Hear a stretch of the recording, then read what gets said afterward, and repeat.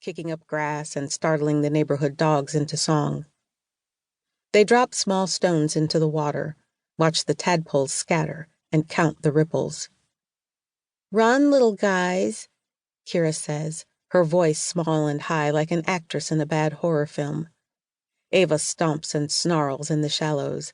She's still wearing her low tops, her socks full of pond, water squishing between her toes. She is Frankenstein's monster. She is a vampire queen.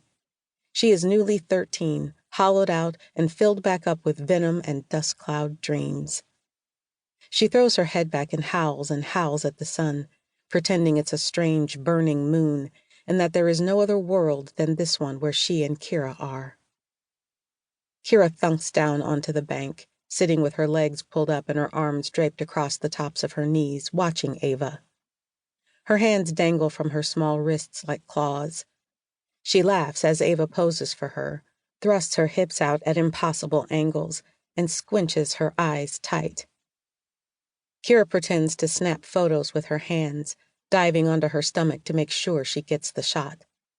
"You're a sexy monster," she screams, swooping to the edge of the pond for a close-up, splashing water so that the droplets hang in the air for barely a moment, rainbow-colored.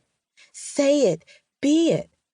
"I'm a sexy monster," Ava repeats and bares her teeth.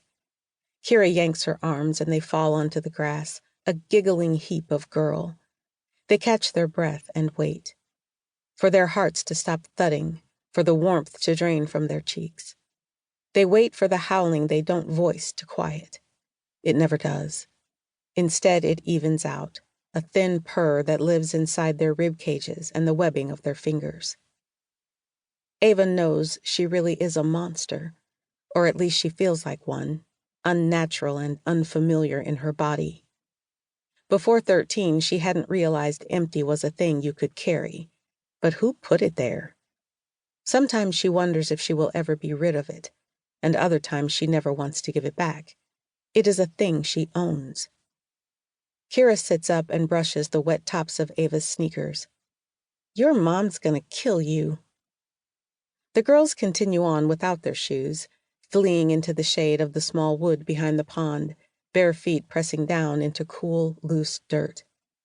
They don't cry out when the sharp points of broken twigs or acorn tops dive into the soft flesh of their insteps. They grit their teeth and keep moving. They swallow pain. In a clearing where the sun breaks through, they find a dead cardinal, red and perfect, lying on its back with its legs curled in the air like small, delicate rooks. "Don't touch it," Kira says, leaning in so close the tip of a bent feather almost brushes her nose. "Bird flu." But they both get close like that, hunkering down, drinking death in. Ava wants to trace her finger along the soft black feathers surrounding the beak. She is jealous of its open, hollow eye, the utter stillness of its body, even its rank, sweet smell. She lies down beside it, her head at its head, and stares up into the jagged patch of sky. She imagines she's at peace. Kira lies down too, and they stay like that until the sun sinks behind the pines, casting the world in cool gold and nightshade green. When Ava's mother picks her up that night, her eyes immediately scan her daughter, looking for unplaited hair, for marks, for evidence of her wild ways. She pauses at Ava's shoes. When she speaks, her voice is saccharine, all her words crisp, enunciated carefully, as if speaking a language she knows but wishes she didn't have to.